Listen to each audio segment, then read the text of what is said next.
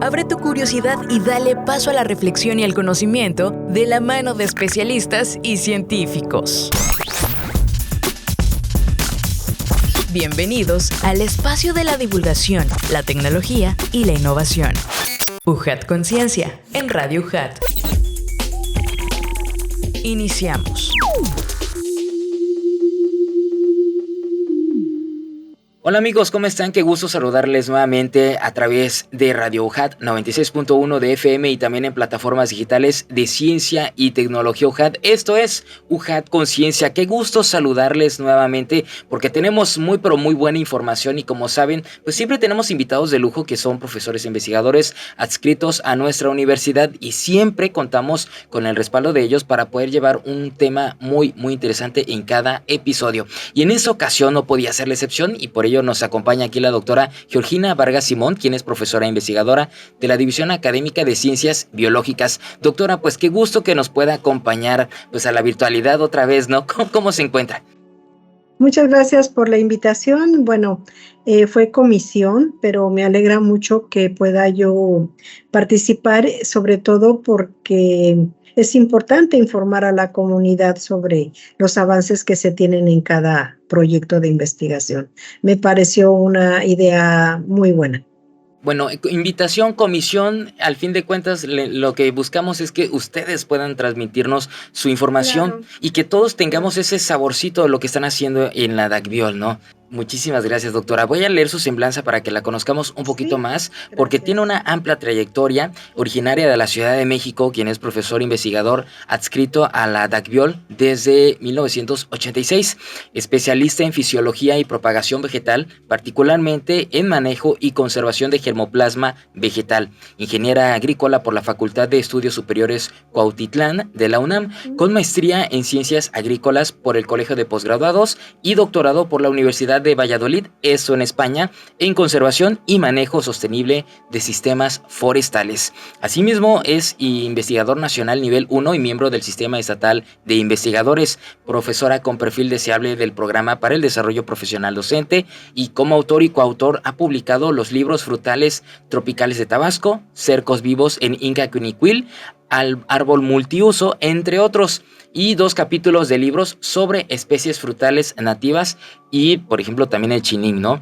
Autor y coautor de alrededor de 30 artículos científicos sobre los mismos temas, conferencista en eventos nacionales e internacionales latinoamericanos y responsable de proyectos sobre conservación de germoplasma nativo. Actualmente también se encuentra trabajando en el denominado conservación y manejo de germoplasma nativo en San Miguel Adentro y Guanal en Jalapa, Tabasco, México, que es precisamente de que vamos a platicar, y también editor asociado de la revista Bioagro, esto de la Universidad Centro Occidental Lisandro Alvarado Barquisimeto en Venezuela.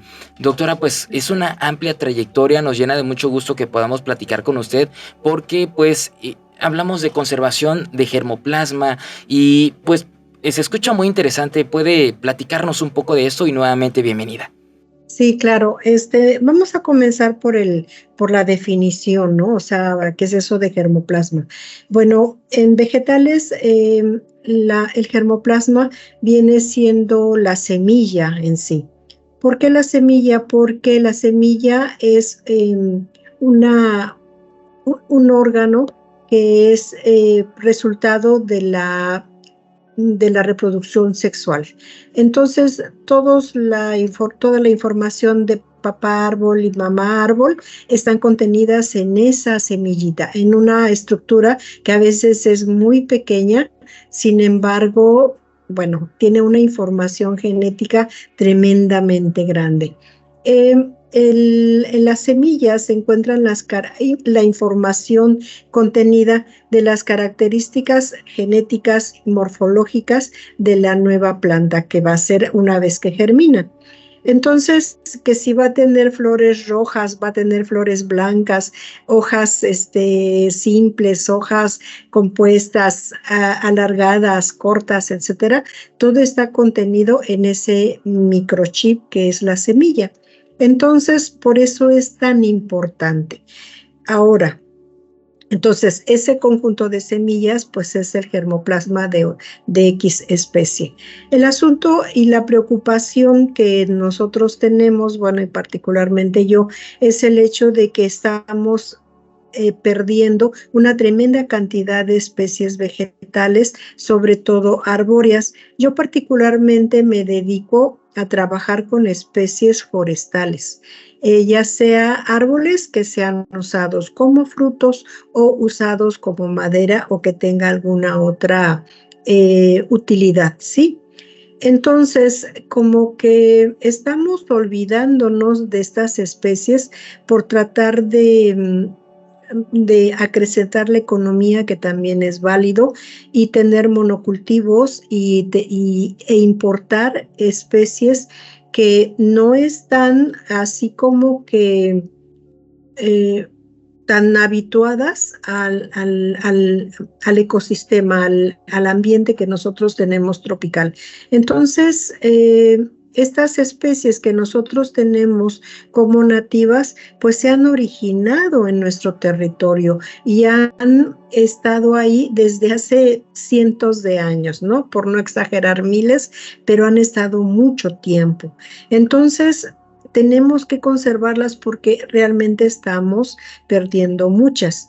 En las materias que yo imparto, pues siempre les pongo estos ejemplos y yo les hablo, por ejemplo, del Luzpi, del Icaco, hasta del Marañón, que aunque es de origen brasileño, se ha adaptado bien aquí, y otras especies que yo conocí desde hace mucho tiempo y no las conocen, o sea, sencillamente no las conocen.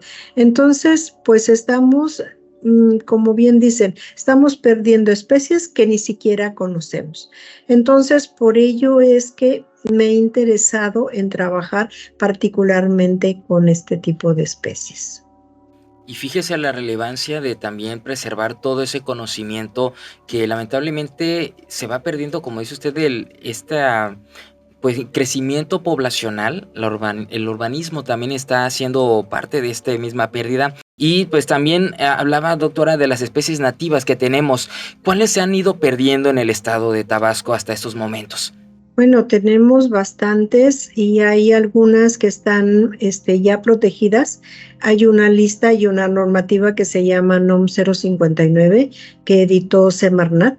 Y entonces ahí hay muchas especies que estamos perdiendo, sobre todo orquídeas dentro de las herbáceas y forestales, bueno, pues están catalogadas, por ejemplo, uno que se llama barí, tenemos este otro que se llama caracolillo, es un árbol que tiene semillas rojas muy bonitas y son especies que además fueron parte de la selva alta perennifolia, ¿no? Y lo que pasa es que esta selva alta perennifolia es de las más impactadas por el cambio de uso de suelo, sobre todo para paso de selvas a ganaderías, sobre todo, ¿no?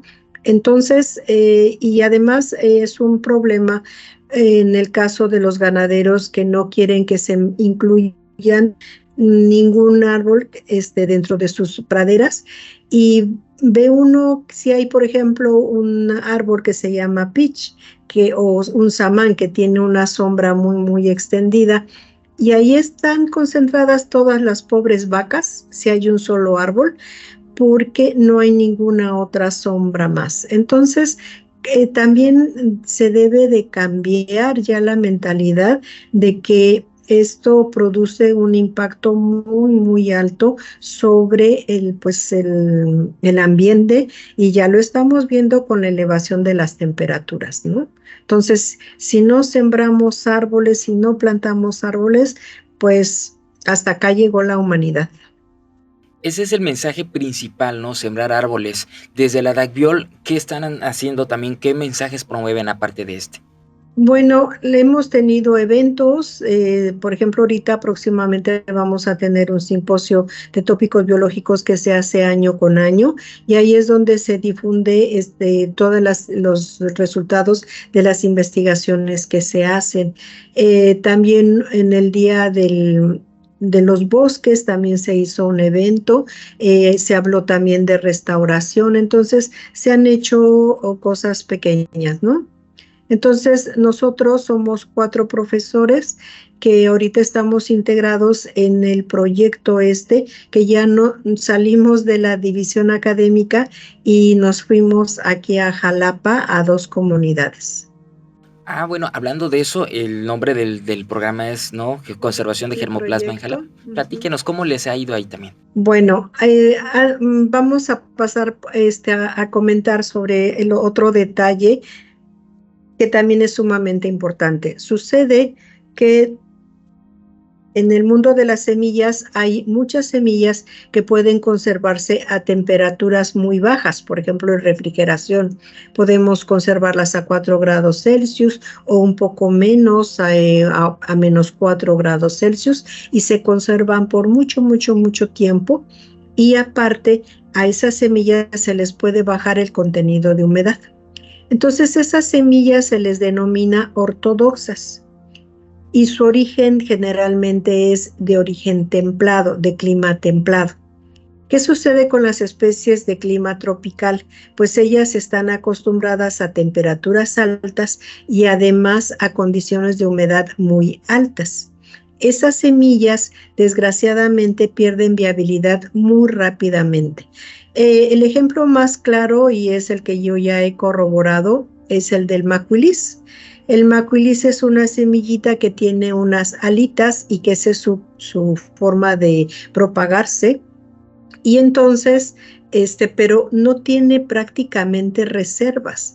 Entonces, su estrategia de establecimiento es producir una tremenda cantidad de semillas para poblar el mundo, ¿no? Pero si no encuentra las condiciones adecuadas, entonces ella no puede germinar y falla en poblar todo el mundo. Entonces, eso es un ejemplo y es el reto que se tiene precisamente para conservar estas semillas. Entonces, bueno, ¿de qué manera, si no las podemos conservar en refrigeración, entonces eso es... Ese tipo de sistema de conservación se llama ex situ, que es fuera de su ámbito, ¿no? Y tenemos la conservación in situ, que sería lo ideal, pero aquí ya estaríamos hablando, por ejemplo, de áreas naturales protegidas y de sitios donde ellas pueden crecer adecuadamente y no solamente podríamos estar conservando una planta o una especie, sino podríamos estar conservando más, ¿no? Entonces, pero desgraciadamente tampoco tenemos tantas áreas naturales protegidas y pues ese es el reto mayor. Entonces, ¿qué hacemos? Hemos platicado con los productores, hemos tenido algunos talleres, hemos repartido trípticos, hemos hecho infografías para informarle a la gente lo importante que es esto. Les hemos estado hablando sobre la importancia de este tipo de especies, ¿no? Entonces, hay algunos productores que por iniciativa propia pues han conservado también algunas especies y bueno, y esto finalmente es un intercambio, ha servido bastante porque nosotros también aprendemos de los productores, no, definitivamente la comunicación no es unilateral, entonces hemos también podido detectar algunas otras especies que ellos mantienen en sus terrenos y que pueden sernos útiles también para seguir trabajando con ellas. Eso es muy importante también el acercamiento de cómo ellos realizan estas prácticas, porque al fin de cuentas, sumando con la ciencia, van a lograr muchísimas cosas interesantes. ¿Cómo es esa interacción de ustedes, ciencia con productores? Pues esa, insisto, ha sido bastante positiva. Ellos están muy interesados en lo que hacemos y finalmente el objetivo de este proyecto es que ellos puedan tener las herramientas básicas que nosotros les vamos a proporcionar para que ellos puedan seguir propagando y establecer esas especies dentro de sus predios. Como no tenemos áreas naturales protegidas en esta zona, pues entonces que sea, aunque sea en sus predios, ¿no? Entonces, es importante. Pero bueno, por otro lado también hay que tomar en consideración de que ellos nos tienen que decir también qué especies en particular les interesa.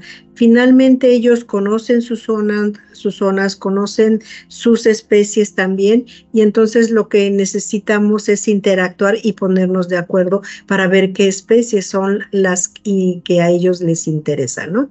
Entonces, hemos tenido pues buena respuesta, muy buena respuesta de parte de ellos, y nosotros, bueno, hemos estado contribuyendo en lo que conocemos. Llevamos solamente un año en el proyecto, falta todavía otro año.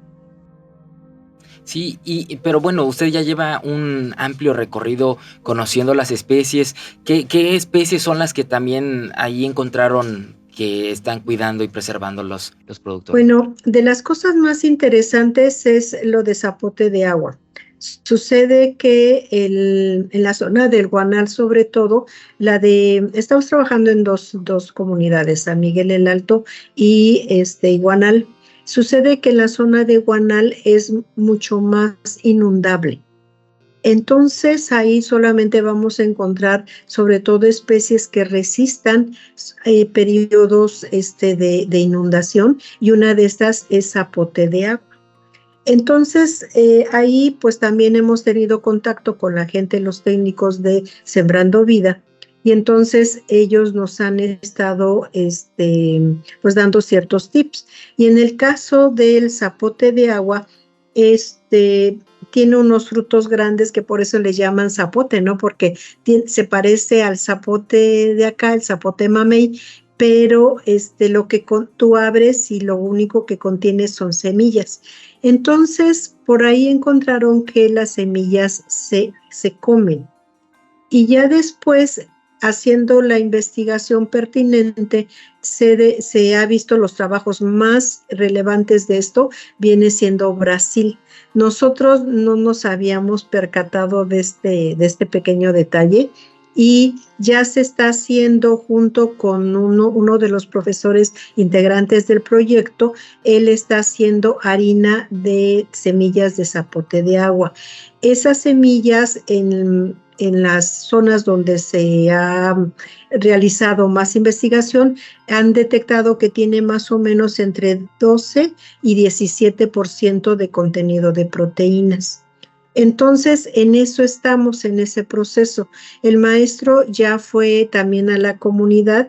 Él pertenece al Instituto del Instituto Tecnológico Superior de la Región Sierra, es que tiene un nombre un poco largo, y ahí pertenece el profesor, el maestro es Juan Carlos Aguilar Arpaiz, y él ya está trabajando sobre esto. Entonces, en una primera instancia ya obtuvo la harina, ya hasta les llevó unos panes y unos pequeños panquecitos para que los pruebe la gente y vean que esos árboles los pueden cuidar, pero sobre todo que se adaptan a esas zonas inundables que no cualquier árbol puede adaptarse y puede tener un valor económico. Entonces, en eso estamos trabajando.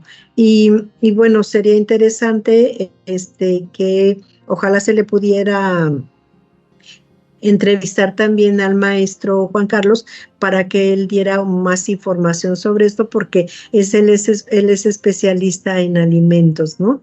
Entonces, bueno, nosotros estamos trabajando sobre todo en zapote de agua, digamos que es nuestra especie bandera, pero también estamos trabajando con otras, como por ejemplo el caracolillo. El caracolillo es una especie que está en la NOM 059 y está como muy amenazada y prácticamente en peligro de extinción. Entonces es una especie que se usaba desde hace mucho tiempo como madera. Pero además, digamos, desde el punto de vista económico, digamos que a lo mejor no tiene tanto valor, a no ser que se explote como madera, pero ecológicamente hablando, pues es una leguminosa que se asocia con bacterias fijadoras de nitrógeno y puede aportar, además de sombra, puede aportar muchos nutrientes como el nitrógeno, cuyos suelos son pobres en nitrógeno, ¿no? Entonces, pues estamos trabajando también con esa especie. También empezamos a trabajar también con otra especie maderable que se llama tatuán, popiste, y parece que encontramos una especie que también estaba muy escasa, que se llama hormiguillo, que también la usan como madera. Entonces estamos trabajando de varios tipos, pero ahí mismo encontramos, por ejemplo, que la gente tiene el otro día vimos que tenían unos arbolitos de guapaque, y el guapaque también es de las especies que casi nadie conoce, y esa madera es muy, muy, muy buena, tan buena que se usaba como su madera como durmientes para ferrocarril. Entonces, imagínate, o sea, la fortaleza que tiene esa madera, pero además produce frutos. Entonces, te percatas, si tú le buscas ahí a la información de estas especies, todas estas son multipropósito, tienen más de una utilidad. Entonces, pues me parece que es por eso de mayor valor que sigamos estudiando este tipo de especies, ¿no? Y sobre todo Ahora, conservando, sí. como dice usted, doctora. Continúe, doctora, porque está muy interesante lo que nos venía platicando. Pues bueno, dentro de los procesos que hemos estado haciendo en el proyecto, pues es colectar semillas, ¿no? Entonces, a esas semillas hay información muy valiosa que nosotros como técnicos debemos de hacer. Una de ellas es, por ejemplo, colectar los frutos y evaluar la cantidad de semillas por fruto. ¿Para qué? Para que esa información le sirva a la siguiente persona que va a colectar y diga, yo necesito tantas semillas, porque necesito sembrar, porque necesito tantos árboles, ¿no? Entonces ya podrían saber cuántos frutos van a colectar finalmente y ya tener su stock correcto de semillas, ¿no? Entonces, una de esas es el número de semillas por fruto y luego hacerle la caracterización a las semillas, cómo son, de qué color son, para que también la gente las distinga. La idea también de este proyecto, uno de los productos, sería hacer un catálogo de estas especies de semillas y de plántulas y los métodos para germinar, para que se le facilite a cualquier persona, ¿no? Entonces, una vez que tenemos la semilla en el laboratorio, lo que hacemos es medirlas y todo, y se le hace el análisis de germinación, ¿no? A ver cómo germinan, si requieren algún tratamiento pregerminativo, etcétera, ¿no? Porque sucede que en los casos de algunas especies no hay prácticamente información sobre ellas. Entonces, son cosas muy generales o están hechas en otros países. Entonces, esa caracterización de semillas, pues es muy importante para producir plantas que puedan luego ser trasplantadas a los sitios importantes, ¿no? Entonces, la idea es que ahorita apenas vamos un poquito lento porque dependemos mucho de la época de fructificación, o sea, varía dependiendo de la especie. Y entonces a veces hay detalles con que los árboles están muy altos y luego para colectar las semillas es muy complicado. Pero bueno, ahí la llevamos y ya llevamos alguna información sobre le digo, de tatuán, de popiste, de hormosia.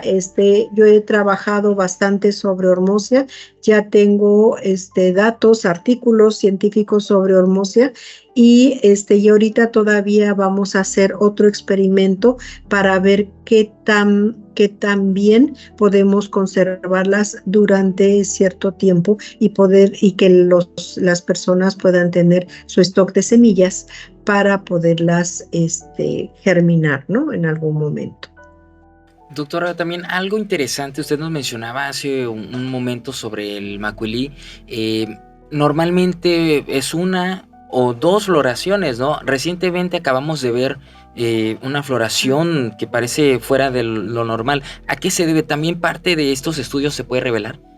Sí, sucede que en el caso de estas especies como el guayacán y el macuilis, son especies que parece, o sea, son cosas que no se han corroborado y es mi teoría como fisióloga vegetal, que más bien lo que hacen es detectar la no presencia de humedad, porque florecen precisamente en condiciones, generalmente condiciones de sequía. Esa podría ser una opción, una teoría. Pero en el caso del macuilis, yo tengo la teoría de que más bien obedece a que es dependiente del fotoperiodo. ¿Esto qué quiere decir? Que requiere ciertas horas luz, ciertas horas de oscuridad para llevar a cabo el proceso de floración. O sea, los procesos de floración son el resultado de toda una clase de eventos fisiológicos que se dan cíclicamente durante mucho tiempo. Entonces, el resultado del macuilis es que florece y cuando le antecede días nublados, o florece en abril, por ejemplo, o en marzo, pero para eso anteceden días con mayor duración de oscuridad. Entonces, esa es mi teoría. Entonces sucede que, por ejemplo, el guayacán, salvo este año que sí fue también completamente atípico, pero en general el guayacán florece siempre en mayo, ¿sí? Y bueno, también hay que aclarar que nosotros le decimos guayacanes a todos los arbolitos que tienen flores amarillas, pero hay varias especies, ¿eh? Entonces, bueno, ese es otro tema. En el caso del macuilis, entonces, ¿qué pasa? Que él florece, fructifica muy bien en febrero, marzo y a lo mejor hasta abril, ¿no?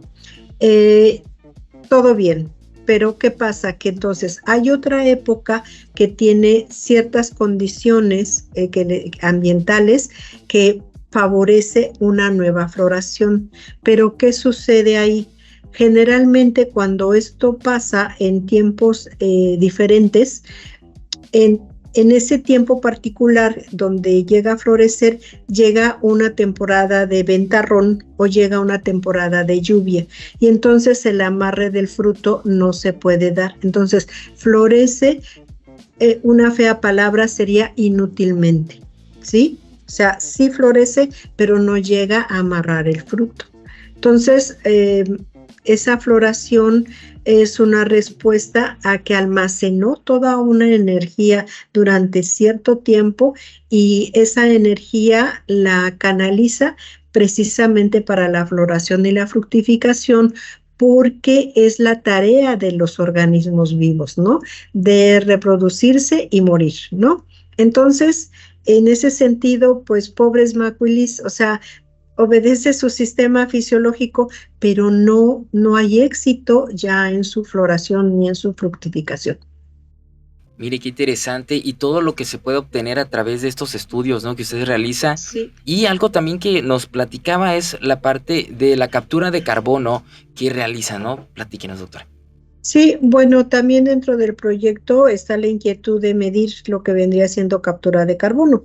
La captura de carbono no es otra cosa que la eficiencia fotosintética que tienen los árboles, ¿no? Entonces, entre más eficiencia fotosintética tienen, pues mayor volumen o biomasa tienen, ¿no? Entonces, el macuilis aparte, pues es de crecimiento rápido y entonces esta captura de carbono puede también tener un bemol económico, ¿no? Para los productores. Entonces, aparte el macuilis tiene una madera realmente excepcional. Después de las maderas preciosas de cedro y caoba, realmente esta madera es excepcional. Entonces, es otro también de los objetivos dentro del proyecto. Y aunque De todas maneras, el doctor José Ángel Gaspar Génico, que es el otro colaborador del proyecto, está de todas maneras haciendo el trabajo sobre captura de carbono de otras especies. Él mide hasta el plátano y mide otras especies que podrían ser útiles. Finalmente, como todos los árboles y todas las plantas fotosintetizan, todo finalmente es captura de carbono, que puede representar después los bonos de carbono. Que ese es un tema también ahí, aprovechando el comentario en Conecta Ciencia, vamos a platicar de eso para que estén pendientes de las transmisiones que tenemos en el canal de YouTube, donde hablando de la captura de carbono, pero en los manglares. Ahora, regresando también, doctora, a la parte del germoplasma y el banco, aquí también en el INIFAP tienen un banco de germoplasma. ¿Dónde más hay otros bancos de germoplasma que tengan en México esa misma aplicación? Sucede que, como le decía, que un banco de germoplasma, pues, completamente eficiente sería para las semillas ortodoxas. Y en México tenemos uno excelente, muy bueno, que lo tiene CIMIT, que es el Centro de Investigación de Maíz y Trigo. Tiene una tremenda cantidad de semillas ahí preciosa. Hay otros bancos de germoplasma pequeños, pero todas esas tienen que tener cámaras especializadas para refrigerar las semillas. Aquí en Villahermosa teníamos uno en CONAFOR, había una cámara, pero en Tabasco, la verdad, y Comesfor también tiene una, la Comisión Estatal de Forestal, también tiene uno, pero aquí en Tabasco, pues eso es un gasto increíble de electricidad, porque hay que mantener los aires acondicionados trabajando, pues obviamente todo el tiempo, que no haya ningún problema, y bajar temperaturas como de refrigeración a 4 grados Celsius tienes que tener compresores muy potentes. Entonces, el banco de germoplasma de CONAFOR se cerró, ya no funciona, solamente hay en la Comesfor, acá en el vivero que está en Ciudad Industrial. Y en México, el de CIMID es el más grande de los que conozco, y está también un centro de investigación que se encuentra en Tepatitlán, Jalisco, que se fue creado desde Calderón, pero ahí conservan no solamente germoplasma vegetal, sino también conservan de animalitos. Entonces es un centro de germoplasma importante para México, que en mi opinión es muy pequeño, porque nosotros debemos de conservar mucho más tiempo y más cosas. Y un punto que se me estaba olvidando era que también nuestro objetivo dentro del proyecto era colectar semillas para ampliar la colección de semillas de nuestro herbario UJAT. Entonces, donde cualquier igual persona que quiera que colecte semillas pueda llegar con este material vivo, bueno, no vivo, ya está seco, con este material puede hacer comparaciones y ya para describir, por ejemplo, su especie o identificar su especie, ¿no? Entonces, para saber de qué se trata sus semillas, y entonces es ampliar el banco de semillas, bueno, la colección de semillas, porque no son viables ya estas semillas, se tienen que secar a fuerzas, y pero por lo menos sirven sobre todo para la identificación. Doctora, qué interesante, porque también nos decía aquí que es el primer año, 2023, ¿no?, de trabajo. ¿Qué continúa en ese? Bueno, seguimos colectando semillas y haciendo más pruebas de germinación. Ya el año próximo ya comenzamos a propagar plantas. Y bueno, yo me llamó la atención el otro video que me mostró, y no me quise quedar atrás. Entonces, yo aquí muestro mis semillitas. Estas son de tatuán, son unas pequeñitas, y las otras que son también, no por eso muy, por por ser pequeñas son despreciables, al contrario dan un tremendo árbol, ¿no? Entonces es así como las vamos a ir conservando. Continuamos con todo lo que viene siendo las colectas y propagando acá dentro del invernadero, que tenemos un invernadero pues un poco rústico, pero apenas se pudo acondicionar este año, ¿no? Porque sí ya vivimos en un sitio muy complicado, entonces pues se había roto el plástico y todo eso del techo, entonces hubo que reparar, pero ya quedó listo ya para empezar a propagar plantas el próximo año. Y seguimos con la captura de carbono, o sea, continúa, ¿no? Y lo de zapote de agua, ya también se tienen que hacer todavía otros análisis, porque ahorita solamente se trabajó con bueno, se identificó lo de la proteína, que en este caso es como de 4% según me enteré por el informe que ya dimos. Y pues ya hay que seguir trabajando en la transformación y sobre eso se tiene que dar un taller para elaborar la harina de zapote de agua, ¿no? Cómo secar y luego cómo producirla. Entonces seguimos trabajando en el mismo tenor. Interesante, Todo doctora. próximo año, sí. Y de mucho trabajo y ojalá puedan seguir Sí. colectando, ¿no? Semillas. Sí, o sea, todavía nos falta, ahora sí, por diferentes causas, que iniciamos un poco desfasados, pero el próximo año sí, ya desde enero vamos a estar revisando o sea, ya detectamos algunos árboles, pero se nos fue la fructificación. Entonces ya en este año, a partir de enero, ya tenemos que estar otra vez monitoreando, preguntándole a la gente y demás para ver y colectar más especies, ¿no? De eso se trata. Y aumentar también la colección del herbario de la hojaldre. Excelente. Doctora, nosotros como ciudadanos, ¿qué podemos hacer también para contribuir a preservar el germoplasma, a preservar las especies? Híjole, pues es una complicación, la urbanización nos ha ganado. También esa es otra cosa, es otro proyecto en el que estoy metida sobre arbolado urbano, que también lamentablemente estamos perdiendo también muchas especies nativas dentro de Villahermosa.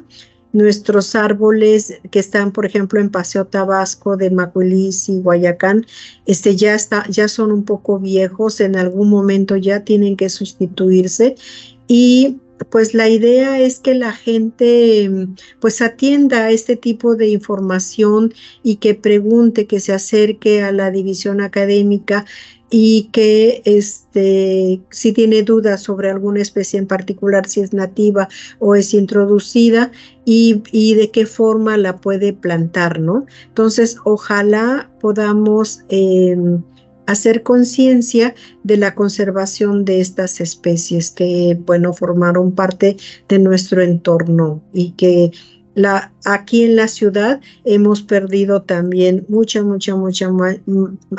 mancha verde, ¿no? Ya se ve pura mancha gris a nivel general y tenemos que aumentar nuestra mancha verde de alguna forma. Que haya un equilibrio al fin de cuentas, ¿no? Porque no se puede frenar el crecimiento, la urbanización, pero consciente. Sí, pero pues hay maneras, ¿no? O sea, ya se estaba trabajando, por ejemplo, con las paredes verdes, los techos verdes. Por ejemplo, en Ciudad de México es lo que están implementando, ¿no? Techos verdes en las azoteas.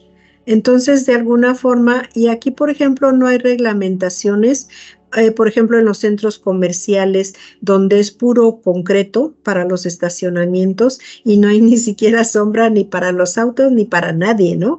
Uno puede atravesar toda esa plancha de concreto con un sombrero, una sombrilla, porque es tal la emanación de calor horrible. Entonces, de alguna forma hay que hacer conciencia y prácticamente quizás no obligar, pero sí decirles que pongan más arbolitos en sus planchas de concreto, ¿no? Y muchos plazas comerciales chiquitas es lo mismo, puro concreto. O sea, de veras que es lamentable. Y eso, pues se ha hablado mucho de que Villahermosa pues es una islota ya, una isla grande de calor.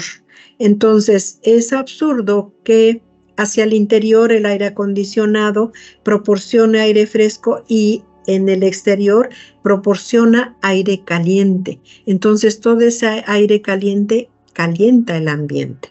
Entonces, bueno, las ciudades son un poco complicadas, pero existen otras ciudades, por ejemplo en Brasil, en Europa, que trabajan mucho en tratar de poner muchos árboles en sus aceras, hasta en los centros comerciales ponen como balcones y ahí mismo tienen sus hierbitas, aunque sea, ¿no? Pero tienen plantas.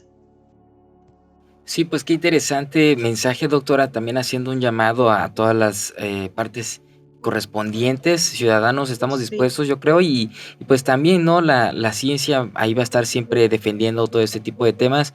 Pues muchísimas gracias, doctora. ¿Algo más que quiera agregar? Bueno, pues eso, ¿no? Que ojalá y nuestros hijos, nietos todavía vean este tipo de especies, ¿no? Que estamos perdiendo, que, bueno, cada quien contribuye con su granito de arena y este granito de arena, pues somos nosotros aquí en la UJAT, en la División Académica de Ciencias Biológicas. Muchísimas gracias. Y bueno, auditorio, les recuerdo el nombre de nuestra invitada, que ojalá la podamos tener nuevamente, doctora, en otra ocasión. Claro, claro.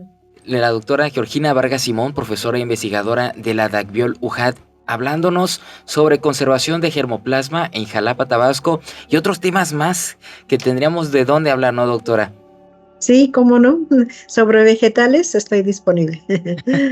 Y bueno, muchísimas gracias, y de parte de todo el equipo de producción le agradecemos a usted, doctora, a la DACBIOL, a toda la parte de nuestra universidad, y de parte también de la Dirección General de Comunicación Social y de parte del equipo de producción de la Dirección de Difusión y Divulgación Científica y Tecnológica. Nos despedimos invitándolos a que continúen también en la programación de Radio UJAT y sigan nuestros contenidos en redes sociales de Ciencia y Tecnología UJAT. Soy su servidor Adrián de Dios y nos vemos en una próxima entrega de UJAT Conciencia. Recuerden, legado UJAT, estudien la duda, acción en la fe. Esto fue una producción de la Secretaría de Investigación, Posgrado y Vinculación, con la Dirección de Comunicación y Relaciones Públicas y Radio UJAT, de la Universidad Juárez Autónoma de Tabasco. Los esperamos en la siguiente emisión de UJAT Conciencia.